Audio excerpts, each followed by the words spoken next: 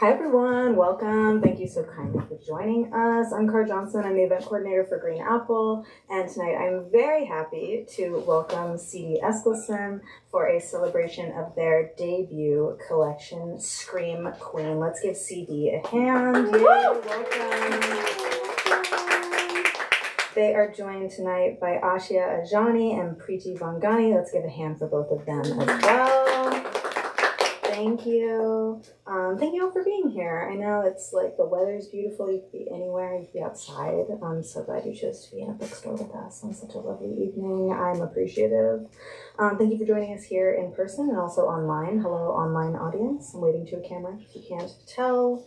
We are broadcasting from San Francisco, California. We open each of our events with a land acknowledgement. And so I would like to let you know now that we are operating on unceded Ramaytush land.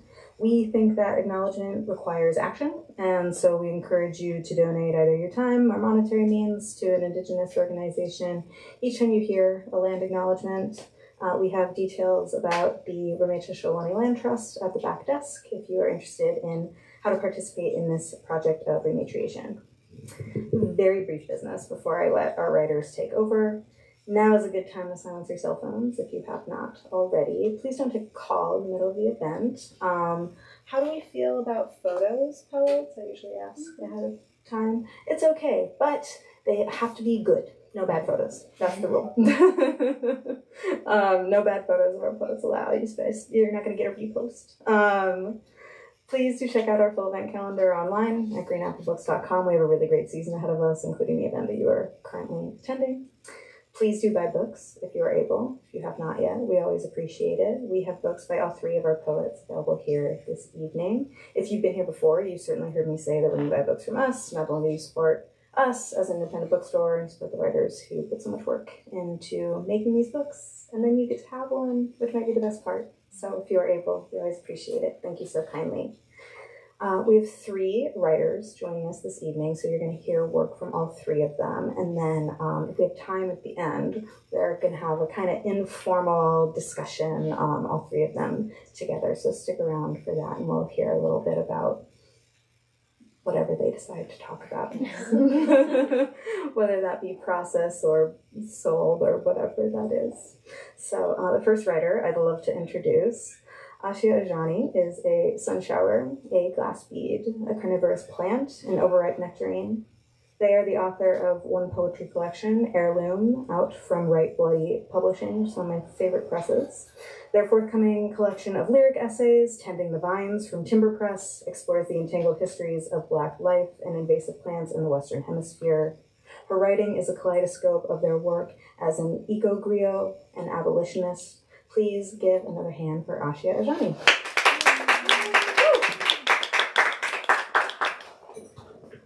Thank you all for being here on a Tuesday. Really appreciate the energy. And also just a big appreciation and a congratulations to CD for Scream Queen. I'm so excited to read this collection. A little bit of lore. CD and I met during Winter Tangerine, which was a writing workshop. It was my first ever writing workshop that I had ever done. I didn't know, where poetry could take me, and I just met such amazing people. CD was one of them, and then we've kind of loosely kept in contact ever since, and it's just really dope to watch someone's growth as a writer and as a creative from afar, and I'm just really grateful to be a part of this. So thank you for inviting me out. Most of the poems that I'm going to read during my time are from my collection Heirloom, but I am working on a couple of new pieces, and I thought that in the spirit of newness and spring and all that is new, I would share some new stuff with you as well. But this first poem is called Mint, and it's dedicated to my grandmother. Grandma played me her garden song during the shallow heat of springtime. She beat her palms against the soil, caressed dirt-laced scrapes on my knees. Jewels of transcontinental sweat lined her bosom as she hacked up furtive weeds. Granny licked her peeling sugarcane lips.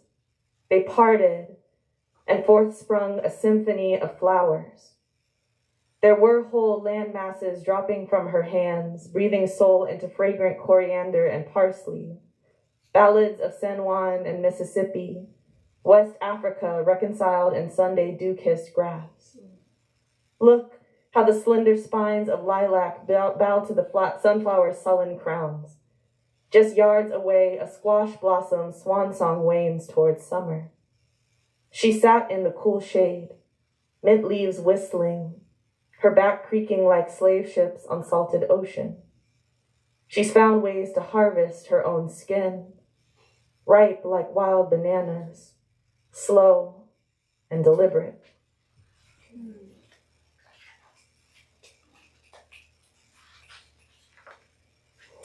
This next poem is called Ode for Rosemary Eggs.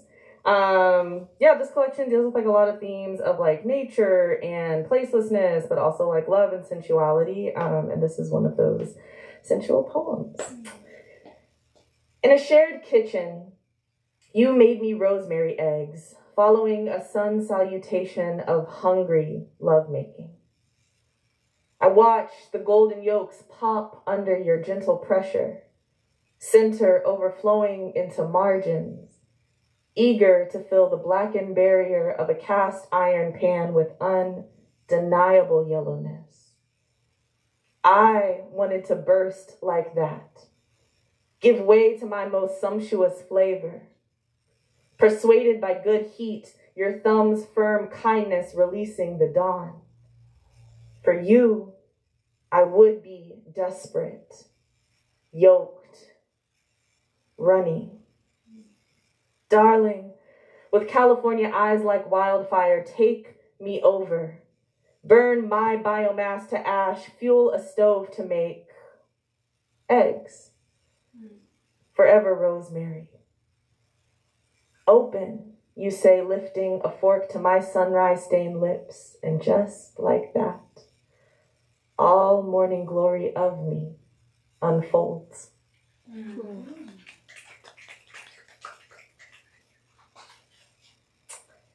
This next poem is probably one of my most favorite poems in the collection. It's called Do-Rag. It plays on like a couple of themes that I guess we will explore together. I don't want to say too much.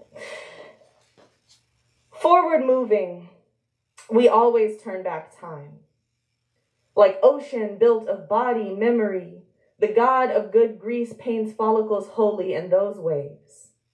Lord, those ancient waves facilitate a brother's boldest baptism, wipe me down, a litany of all the good that came to stay. The Atlantic remembers every part of Black anatomy, like a curse, a calling. Those cold waters shift and stagnate under a cotton polyester blend. They never got to lay claim to the water, but by God, how they damned, privatized, seized, overfished, extracted, deregulated, poisoned, commodified, pulled cloth from the crease quick like a run in a stocking, ripped color clean from scalp. An instantaneous divide reminds what can be taken and what can be absolved. Later, a Black boy will fit his mouth around the word rage, hold it behind his tongue, ferment his brooding into savagery. Watch him pull bones from the riverbed, casting wide mesh drenched in cotton coagulations. Pray for summer rain to rinse all these trifling transgressions clean. Any flood breaks a bullet's back, but does not siphon blood back into body. Baby, I can't help but enshrine you as a vengeful sea god, drowning in all that drip, all that wet, all that sheen.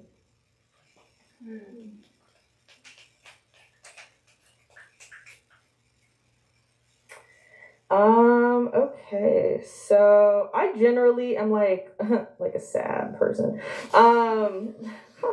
And a lot of my poems like deal with like very heavy emotions and like just like the emotional weight of like being Black.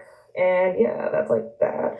And I remember a little bit, maybe a little later, but around this time, 5 years ago, there was a very graphic and a very like brutal murder, vigilante violence, and it really like fucked me up in a lot of ways.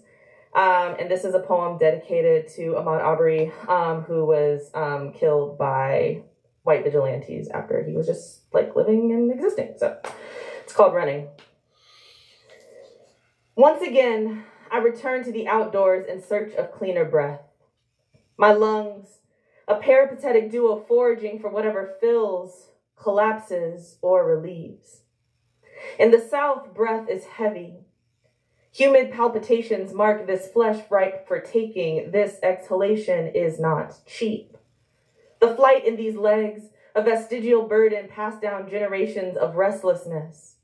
We stay moving. It is harder to kill a thing in constant motion. I say no names for fear I will summon something wicked. I do not look at what hunts me. Rather, I embrace the freedom of exodus. When one of us runs, the rest follow. It is an unspoken bond of reluctant prey. You would think with everyone trapped in their houses, predators would take a break. Even Jesus got one day of rest. 2 bullets hunt and run behind me. The asphalt loves this body too much for return. Whiteness rewrites my breath into blood, into ash. Self-deputized by whatever golden emanations they deem worthy of judgment, these violent beasts reclaim open space that was never theirs to covet. My feet shift with a sole desire to mind my business and keep it pushing. My heart, a rustle in the wilderness sought for horrific consumption. I do not want to be surveilled. I just want to feel the cool air wrapped around my black body and for once, feel free to exhale.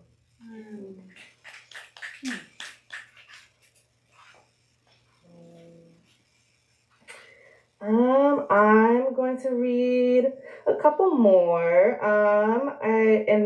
Thank you all for having me. I'm really excited to get into this discussion and hear Preeti and CD read. After I guess like some heaviness, I'm gonna bring in like some levity. I read a lot about like play and like kids being kids. And so this is a poem called On the Outskirts of Eden. The white lady next door had such a beautiful apple tree she defended with her life. When squirrels tried to nibble on its garnet grace, we would hear the pop pop of her grandson's BB gun, discouraging their impish feast. A squirrel without a tail survives, its equilibrium forever distorted. Unable to balance on a tree's soft limbs, it chews on the half-rotted apples littering the ground, risking blight for nourishment. As children, we heeded her warning, so we waited for the branch to bend over our fence heavy with fruit before flinging sharp pebbles as artful offerings, tiny in their metamorphic launch to deliver precious harvests. Architects of freedom in our precision, we giggled as our makeshift arrows struck through thin wood, sending sweet-fleshed jewels into the soft embrace of our lawn. My auntie once told me, laughter is the most primal form of prayer. We all are parishioners of mischief, of delight that stretches beyond imposition. I watched, awestruck as my cousin turned her smiling face to the sky, opened her arms to catch what bounty has emerged after a long wilting season. Hands dusted with pollen, the green root of her untendered. She collected her God-given right, bit into a hard-won pleasure full of spirit still tailed, still giggling with blossom-laden gospel.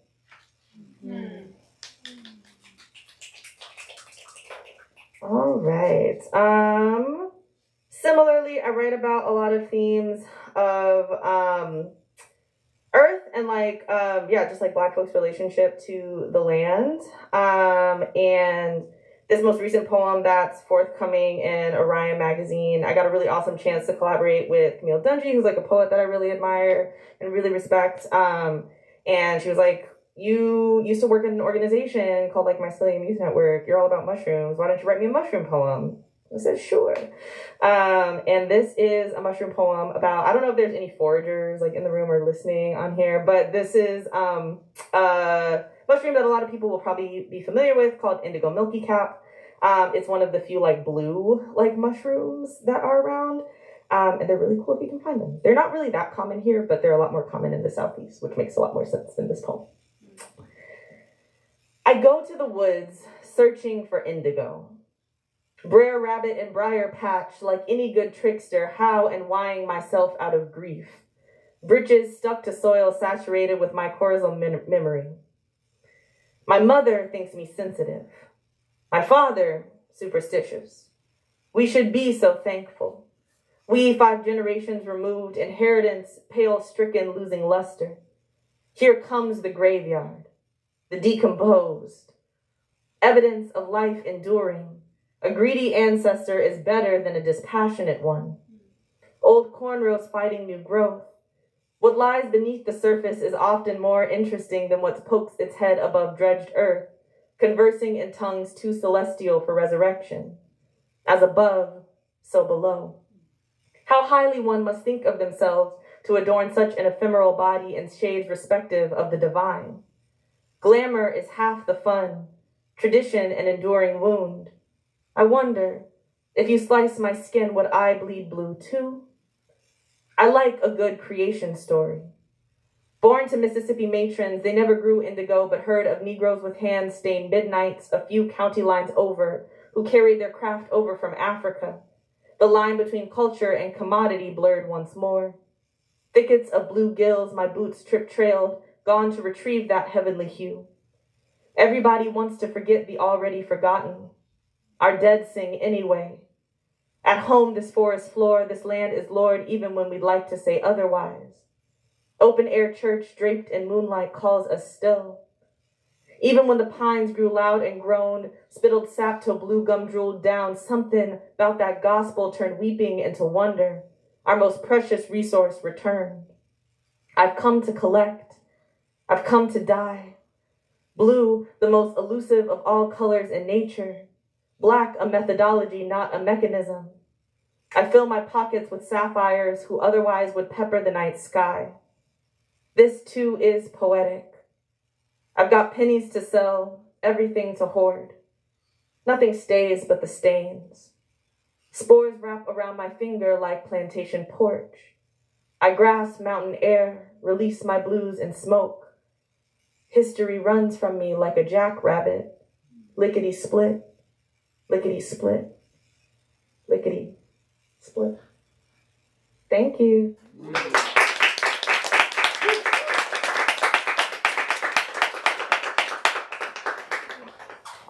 We keep it going for Ashia Ajani, please, one more time. Thank you so much.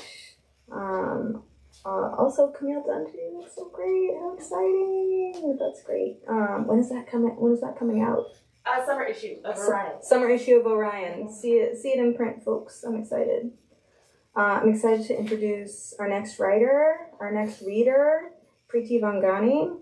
It's an Indian poet and writer based in San Francisco. She is the author of Mother Tongue Apologize and 50 Mothers, forthcoming from River Books. Her debut short story won the 2021 Penn Dow Emerging Writers Prize. She holds an MFA in writing from the University of San Francisco and teaches in the program. Please give one more hand for Preeti Vangani. Gosh, I love being in this store so much. And thank you, CD, for giving me one more reason to be here. Thank you, Ashia. Those poems were amazing. It was so wonderful to hear them. Well, I'll read a little bit from my book and then some new poems from 50 Mothers. It's so funny to say that out loud, like as a book. I just got my ISBN today, so it feels like a good tickle. This book is for my mother. My mother passed away when she was 44. I was 22 at the time. And it's, an elegy, but also thinking about how familial relationships change in the aftermath of grief, and lots of girlhood poems in here. This is the opening poem, Unremember. One way of bringing you back is to observe your garlanded frame as art, dying, obsolete, unappreciated between origami and handmade candles. Another is to bring back the heat of imitation leather from hospital guest beds. Who knew waiting rooms were also carriers of sweaty fevers, making it impossible to sieve dream from memory? What could I have said to raise you from the dead? What do volumes of elegies contain that I don't? Their own inabilities to say the unsaid to the one who will unsee, unhear, untouch, unmove, ununderstand. Understand I am trying to backpack through the geography of a future without you, my compass. And no one has written a Lonely Planet guide titled 100 Getaways Without Mother. Or let's produce a reality TV show for contestants to adventure through losses on a shoestring budget. Today, you are not allowed to take the deceased name. Today, you are not to remember the way she smiled when she said yours. You cannot hold faith as a torchlight over reality's head. You will be disqualified if you re enter the symmetry of this world with longing as your wildcard. For your last challenge, you must dump the vanishing remains into a glass exhibit and create an event of everything that is. Label it was.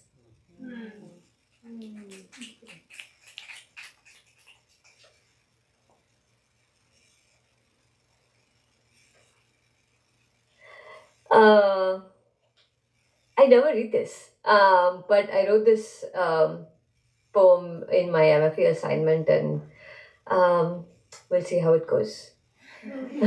Stopgap. I opened another hole in my body so you could take more pleasure.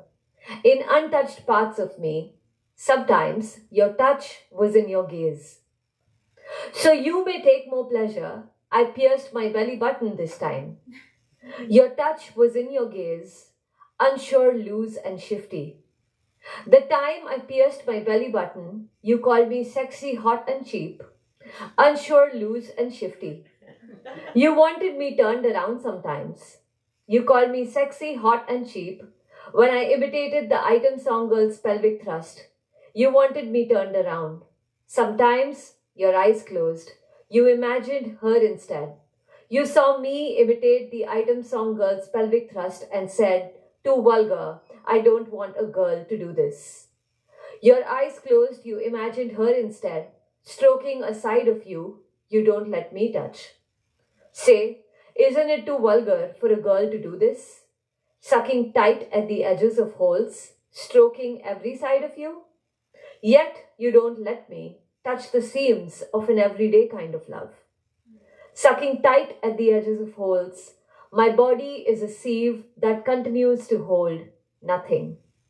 In untouched parts of me, I opened another hole in my body. Isn't it wild? I used to hate those assignments.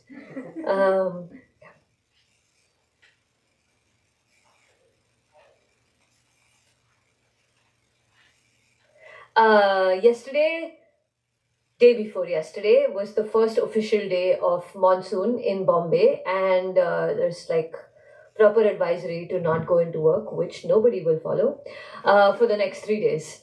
So I'm tempted to read Waterlogging, which is just an homage to monsoon and my beautiful city. I think about the mornings it saved me. To see children splatter the Bombay monsoons with paper boats. Their miniature palms folding into their mothers, 2 sizes too big, their raincoats with dewy edges, hanging at the mercy of pastel plastic clips, zigzagging through a row of chipped roof huts, the wiper of my second-hand purple car outstretched, groaning its rubbery groan to drive away water from my view. The road ahead, cloud grey washed out, slipping into its own bends like a body being reborn when it lets itself break down in full public view. Each hawker and beggar negotiating their wishes under the tick-tock of limited dry hours. This city flooding, my heart like this city, a closed island with 18 million impulses stirring, pumping in and out of crevices to find refuge under the radii of tin shelters or the hemline of one umbrella. Inside a water cooler sweating itself in the waiting room, the slow drip of glucose reaching my mother's veins, my hand turning another blotted page, as Kundera says, love is the longing for the half of ourselves we have lost. One abandoned shoe floating in the slight rainbows of puddles, the doctor shaking his pen as he talks about options. Does the sky know of all it lets go and all it holds back? And does my memory? Walking through it all waist deep, students wading with backpacks over their heads, every lane and by lane a canopy of escape routes, a 12-inch flat screen TV being banged from the side, intermittent cable service, and flashes of a news anchor lady asking the weatherman for a statistic on the level of water harvested thus far.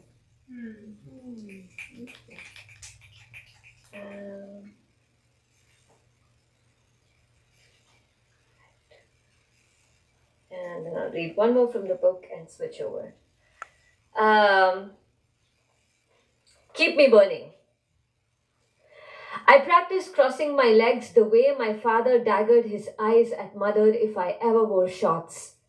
Twin openings exposing more than what they could hold inside. It took me 3 sex ed classes and a crushed pamphlet to know that I must fold and hold my body like a score of eggs on a crowded subway.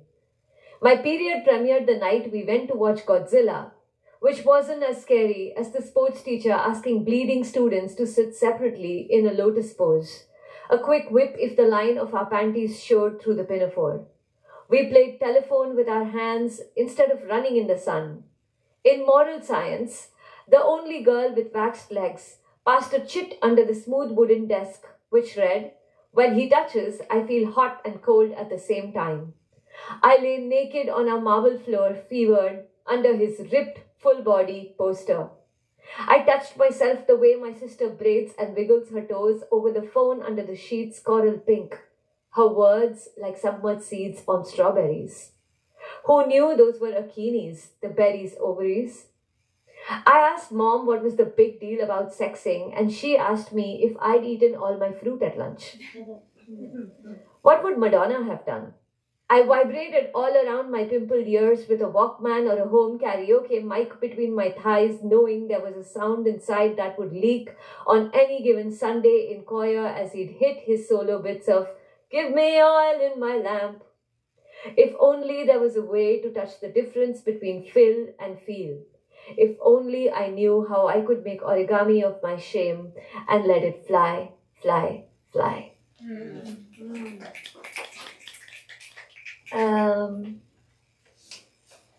Wow. There we go. Okay, I'll read 2 newer poems. This one's called Blind Hem. My mother's wig lived longer than what killed her. When she died, I fixed her false hair onto my head, then buried my head into her cupboard to smell her on her clothes. All I got was naphthalene and perfect folds. Once again, I had encountered my mother's care before her. The woman who snipped off the loose ends of threads so close, the alteration stitch never showed. I too tried repairing myself by sewing grief into a pattern. But grief isn't as much a design as a seam. It is what holds me in, not my mother's hand slipping into mine, seconds before the traffic light would turn red. And then I wanted to read this poem, which was published in the Beloit Poetry Journal, series A Reader for BPJ. So I'm so excited to share this, and with so much love for the team that housed this poem. It's called Sayu Patata, which is Sindhi for very... I don't know, there's another name for it, but it's a very erotic dish, which is really sweet vermicelli cooked in sugar and milk, served with extremely spicy deep fried potatoes. Sayu Patata.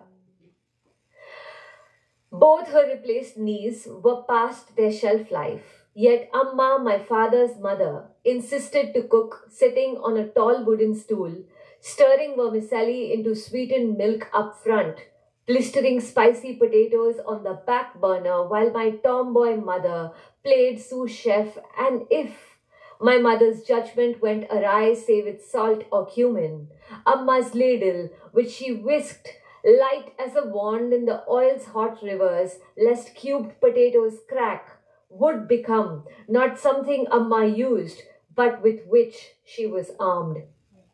This was often and normal. Normal as Shah Rukh Khan employing 100 words for love in a song where one would do.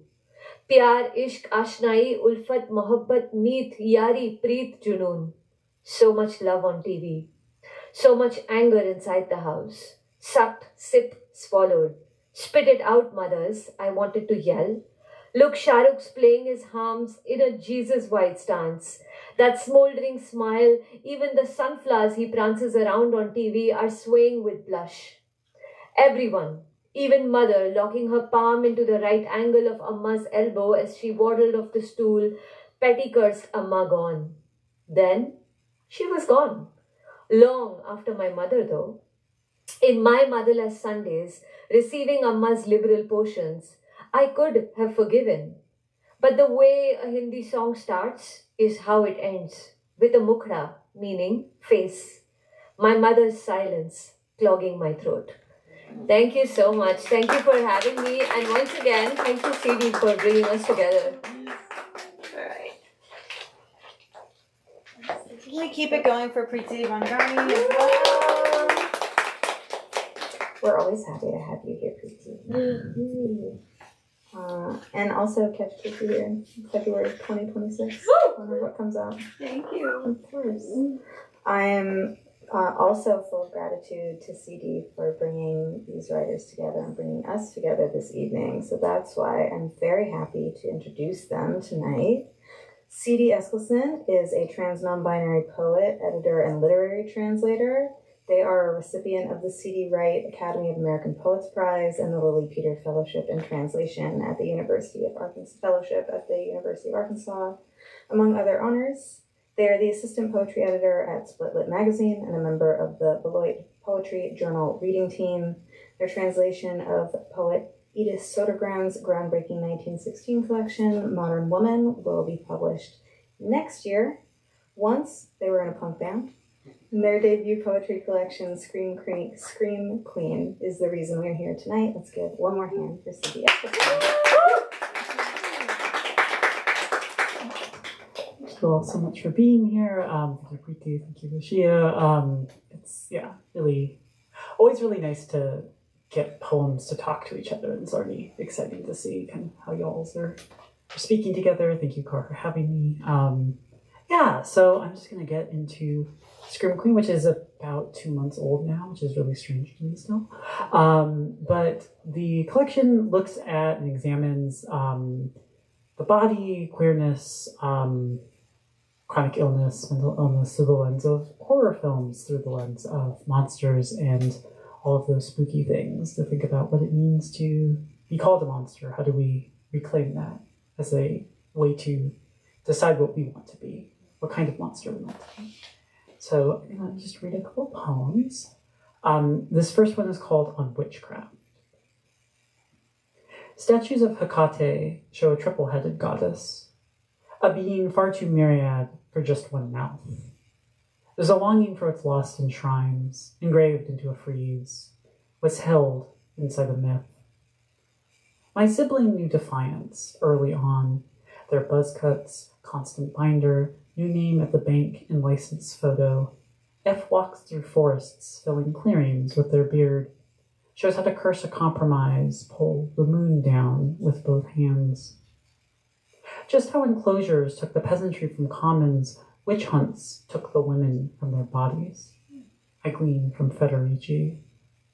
I want to be the open field and commune, the strength that would provide, to coven in a word like them and reclaim multitude as gender.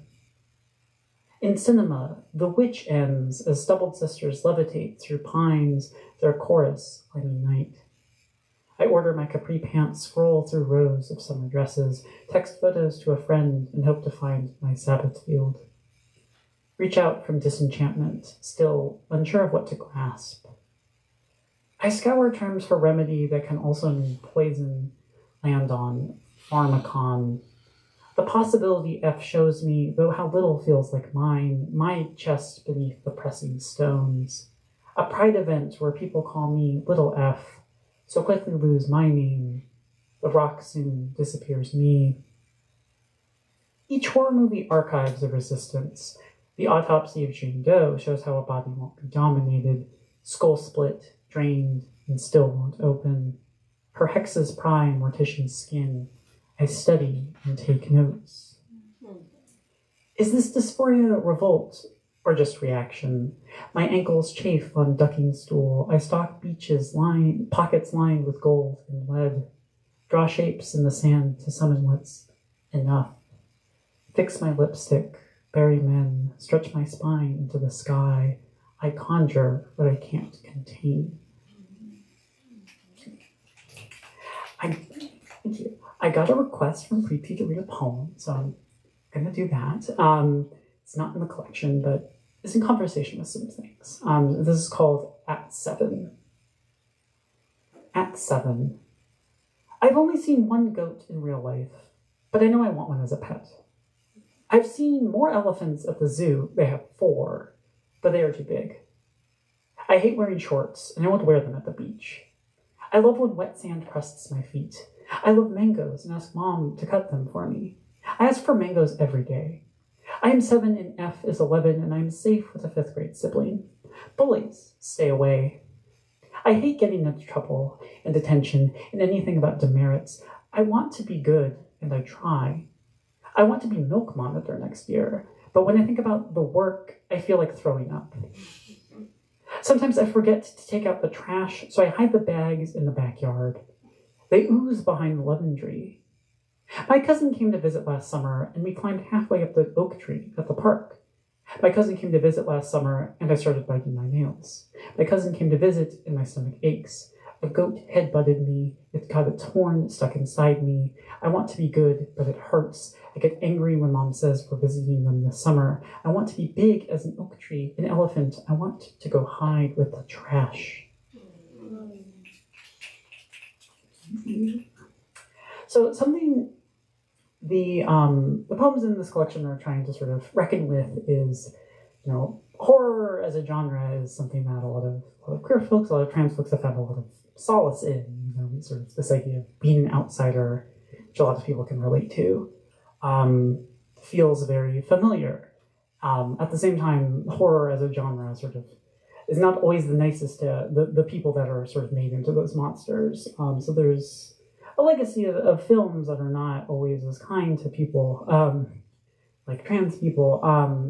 So I try to sort of find a way to reclaim that, work through those relationships. And one of those films that has this sort of complicated position is a movie called Sleepaway Camp, where it's part of this genre of films where the big reveal is someone's not the gender they were assigned at birth. And that's a horrible, horrible thing. So this is a poem called At the Midnight Show of Sleepaway Camp.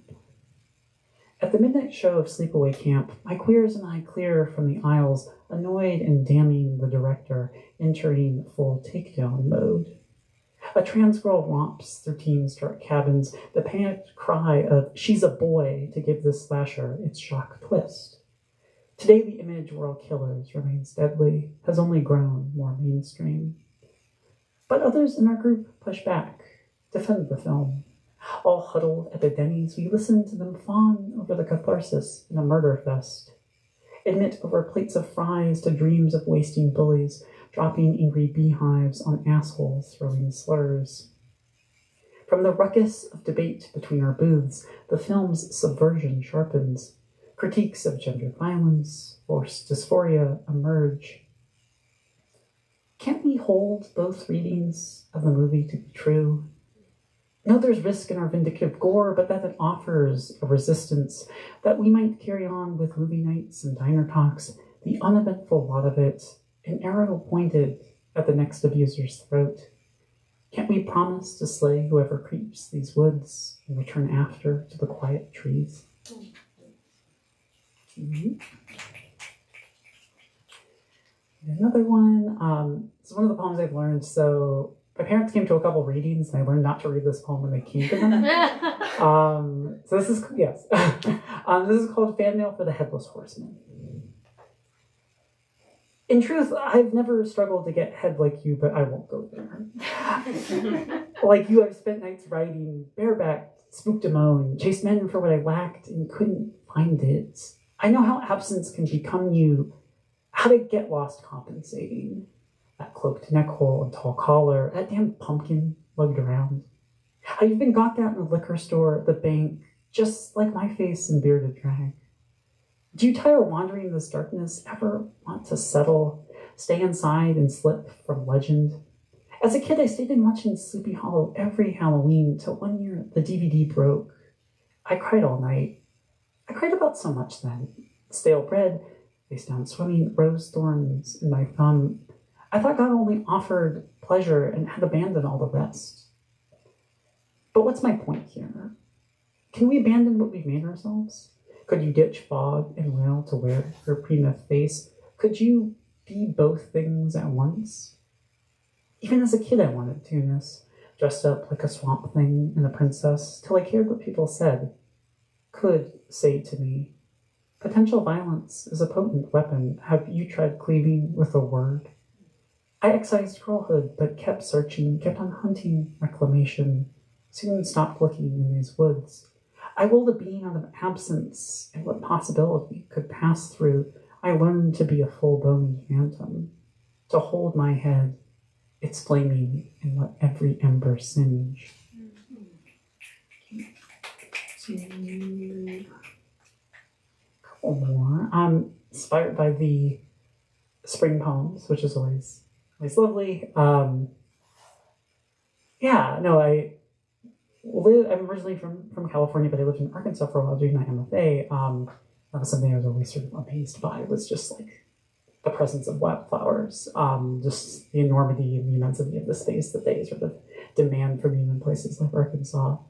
The first year I was there was it was in 2021, which is sort of, if we're looking at sort of the long trajectory of anti-transness that's been happening in the last couple of years, that was sort of a turning point in that 2021 was in Arkansas was when Arkansas became the first state to pass a trans healthcare ban for trans youth.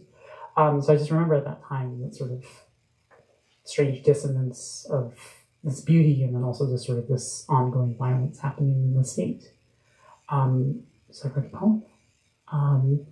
This is called Arkansas Bans Healthcare for Trans Youth. Ozark flowers coat the roadside in a quiet bloom of blue and violet.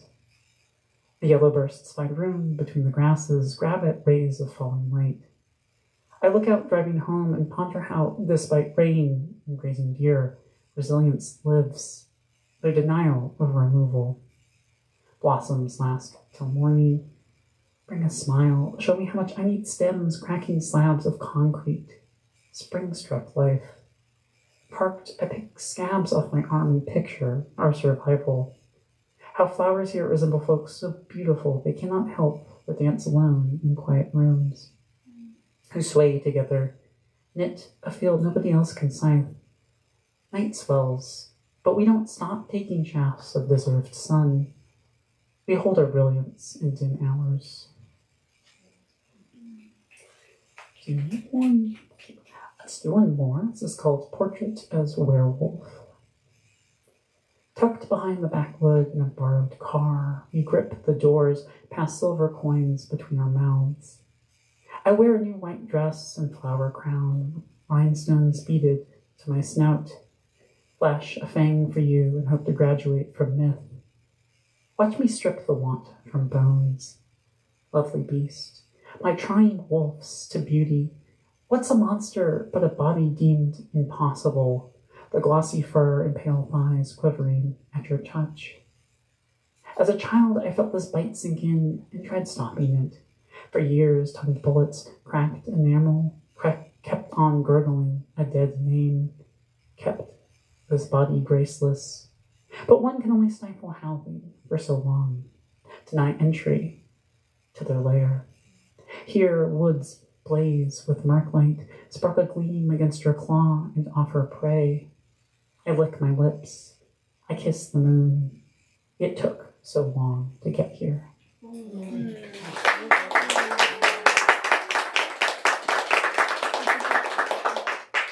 Just to start this discussion off, our very, very short discussion, what I'm really excited to hear about, it's easy because I wrote a book about monsters, and so I don't have to answer my own question. Because what I've noticed and what I've sort of thought about with this is the word my fun like Latin trivia is the word monster and the word demonstrator come from the same word. So to demonstrate a monster demonstrates something.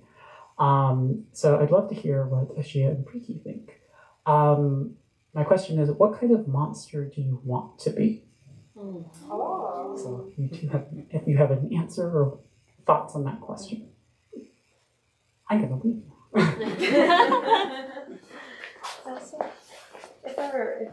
Can you one more hand for CD while Would you like to sit up here? Do you want to come up to the mic one at a time? Do you want to get comfortable? It's up to you. I got the chairs. It's up to you. Can you do that? Thank you. And then I have another microphone. Or you two over there. Wow. Thank you. Yeah, we figured it out. Yes.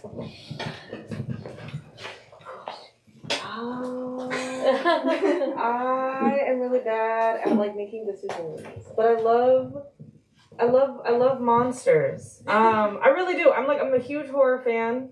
I'm particularly like really like interested in like ecological horror and like depictions of like some of our like worst fears, as mentioned, like coming to kind of bite us in the ass, and then how that is depicted but then also like how so many monsters are queer or are like people of color or are like disabled folks or are like really like, especially if you get past like the 1970s and earlier on, are like really racist representations of like monstrosities. And I think one of the reasons why I love your collection and I love your work so much is because it takes those perceptions and it's like, okay, well, yes, we might be perceived this way, but kind of like, what does that make you if we're like these like monstrous beings, if we're like perceived in like such this like negative light and we're like enacting terror, so to speak, and if we're enacting like violence on this like what is considered normal, does that even like really render that thing normal?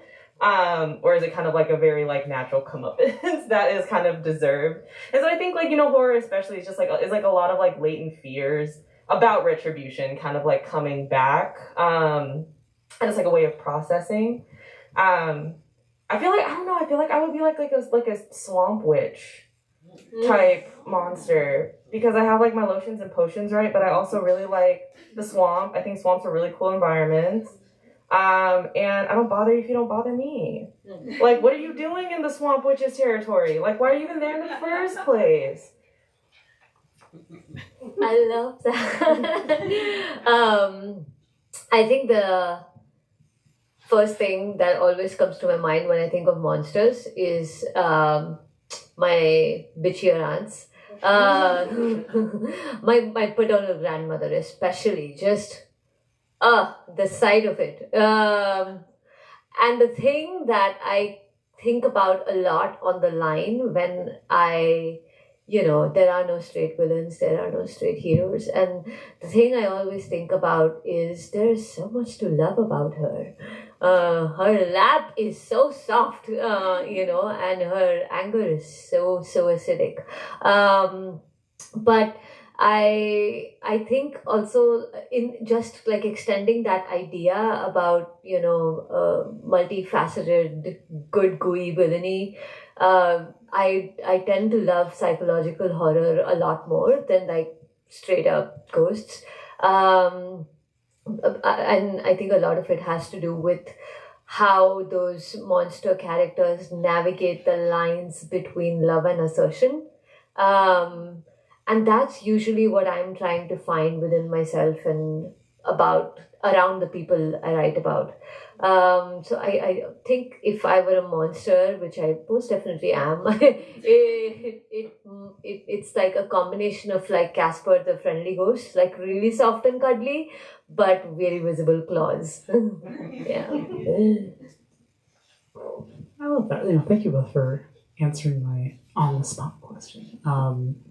You're both, yeah, so the idea of like desire or the idea that the monster as some sort of, anxiety is very interesting. It's just, fascinating how many different ways we can interpret them. Did y'all have questions? you wanted to ask? I have one. Yeah. I was thinking about, um, I think with all three of us, the subject matter or the curiosities or the wonderments that we write into often, carry a line of historical trauma, intergenerational harm. Um, so much of it thinks about like relationship to bodies. And grief. And I was wondering how perhaps do y'all make room for tenderness while grappling, working with material like that in your life and on the page? You got the Yeah. No, that's something I feel like I struggled a lot when I was writing this book. Is this idea of you have all of this sort of work that you're trying to do to unpack or to examine sort of this harm that you can pinpoint, but sort of there is you can acknowledge it, you can sort of speak its name, but then what do you do after it? And I think that's sort of what became the difficult part for me for writing the book, is to sort of compelled me in that process to like think through, how do I repair these things for myself, or at least create the intention or possibility that there could be something different. Is I can describe or I can pinpoint, like these harms that have happened, but the next step that is that hard thing is to find that tenderness or find that joy. And I feel like at a certain point I found out like that is so urgent or so necessary, because like that idea that we must find that to continue living, continue existing, is find like this reason to do that, and sort of this new thing to do after sort of speaking to what the problem or the harm was, and then going from there. And that's when, like, at least for me, like the book felt like it found its purpose, is to, there are these things at the beginning, but then the sort of what feels like the point of it was to say, but there's a way out of it, or there's a way to sort of reclaim those things or reconcile those things. I think for me, I guess, like a little bit of context, Heirloom is now 2 years old. And it's like wild to kind of think about the person that you were like 2 years ago. And even like before that, right? Like when you're like writing the poems, because a lot of these poems are like up to like 6-7 years old and then like revised. And Heirloom is very different than a lot of the stuff that I'm writing now. I think Heirloom was very much like an emotional like dump, just about a lot of like tensions that I had around like my grandmother passing and like losing memory and like losing land and like losing these connections.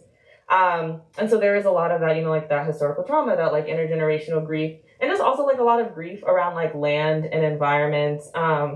I, outside of like writing, I like work in like climate and I work in like environmental justice. So I think in a lot of ways you just like learn how to balance a lot of very like tough emotions. You celebrate the small wins that you get, and you really feel like the really intense losses in that field of work. And I mean, like, I think that even writing is a piece of processing some of those like really big emotions. So Heirloom was a big emotional dump for like the reason that I'm like mentioning in terms of like my own work, like as an environmental justice advocate, as an environmental justice writer, but then also as somebody whose family is originally from the Deep South, and then through the Great Migration, was just kind of like ripped apart, like further and further and further. And like Heirloom is kind of like trying to like reach back and think through like, well, what I know, like the story of like why we left, but like what happened in the interim, and like what were like the moments of tenderness, and what were the moments of like celebration, and what were moments that we held on to, and what are like the gaps that I'm trying to also like reach towards and trying to fill.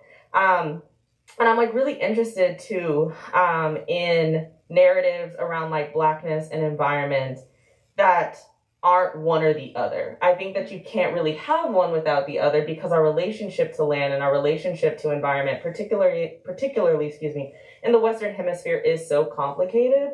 Because it is one of like extraction, it is one of removal, but it is also one of like collaboration and deep appreciation and emergent knowledge.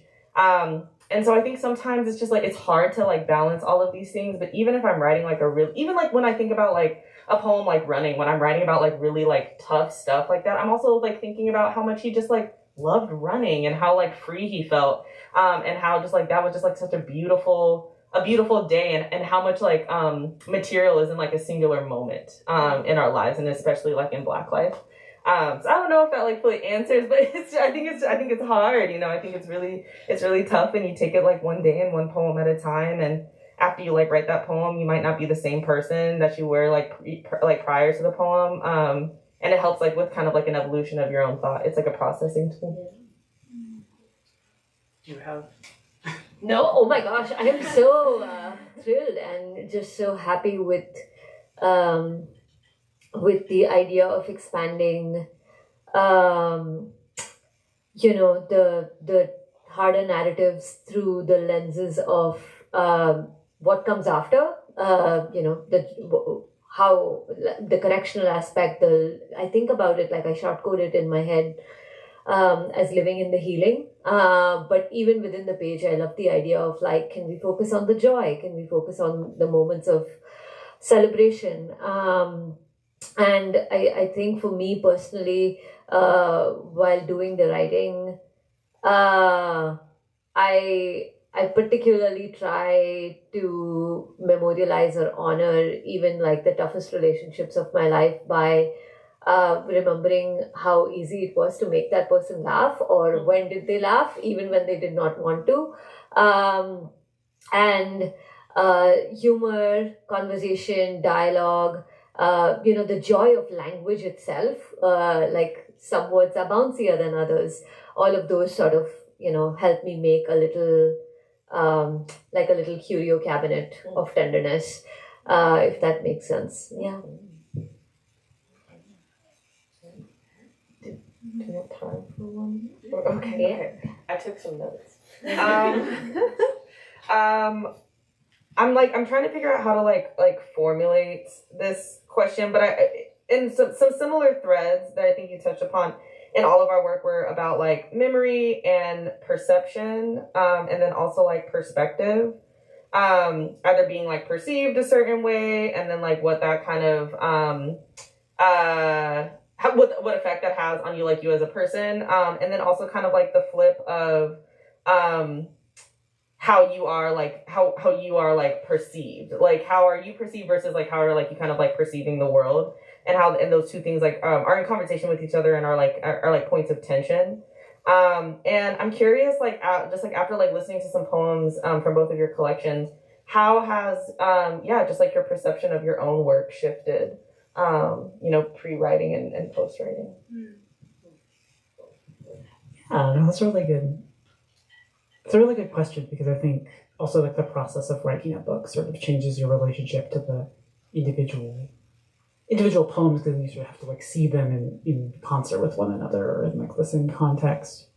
And what you were saying also about like having written Heirloom a while ago, and also like it sort of had come out about 2 years ago, is like just for me, like where I am at now is really interesting to see with the book, and sort of how my relationship to it has changed. Is like, I think as writers can attest to, I think you go through periods of like you really like something and you really hate it, and then you hate it even more, and then you somehow hate it even more than that, but then you start to like it again, and sort of going through the different levels of that. So it's been really interesting to see sort of throughout the publication processes. I think my relationship to the book has been, I feel like I've come to understand like what I was saying more, is like I said it, but then I had to keep repeating it to myself, and like as I read the poems even out loud, like I start to find new things that I didn't realize I was saying, which has just been really interesting, I think. So I think it's just all to say, like I think it's very fascinating to think of like a book as a thing that lives even for the person that like created it. Even so I feel like I'm learning more and more every time I read. Yeah, I want to go back to the idea of emotional dump, because the first collection I wrote, I never intended to be a writer. I came into it almost by accident. Previous to writing, I went to business school. I worked for 10 years in marketing. That was all of my 20s. And then I moved here. Well, I was in Bombay, I got exposed to the subculture of stand-up comedy in English and, Indian writers writing in English, in the spoken word tradition. And, I just go after work with a folder. I used to steal from my office, printouts from office, and go read my poems. And after like 5 or 6 years of doing that, and with the help of a friend who was, quietly watching me from a distance, I gathered the nerves and the ecosystem to apply for an MFA program and shift my life from India to the US. So in some senses, when this book came around to being a book, I still wasn't entrenched or in the center of any literary or publication industry conversation. And it really felt to me like I had just, like if you gave kids Lego and they built their first ever aeroplane, or if you introduced a child who had not seen a screen for 10 years in their life suddenly to a television, like that was the amount of joy I associated with everything it became. That's the emotional footprint of it. But as time passed, and I decided that this was a relationship I wanted to keep nourishing for myself, writing and being in the realm of poems for a long time, I think. And as I kept reading from this book, it's now been 6 years that it's been in this world as a book. I think it gave me the gift that I could not have envisaged as a 33-year-old, which is that my relationship to grief changed, which it would have changed on its own because of this beautiful thing called time and distance from my family. But the poems, the work, that book object kind of became a touchstone in something I can always point to and go, oh, that changed my relationship to it, because it kind of became like a landmark on a trail, like, so you don't fight with your father about this because you've been thinking about this for 12 years, and here's a poem that proves that, sort of, like just mile markers.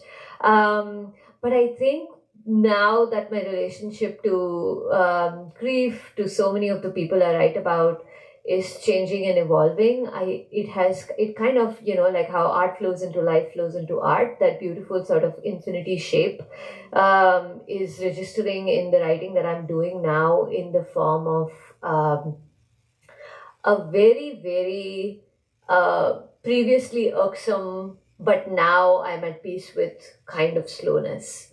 Like I really, really used to find like urgency in creation, passion in poem delivery to be like the markers of, have I done it? Have I made something good? And now the opposite kind of rings true for me. And I love that slowness of spirit that having this book out in the world has given to me. It's allowed me to like age into my grief with wisdom. And I know that's such a cliche because I'm not that old to be wise, or I have a lot more wisdom to come my way, but I really love that, because that slowness translates to my relationship to the line, to making, to success, to productivity, to every single thing, which was also a very difficult relationship to flip the coin on, because I worked in marketing, and everything in that world was just like, how much is everybody's raise going to be, who's going to be promoted next, and productivity symbols were very strange.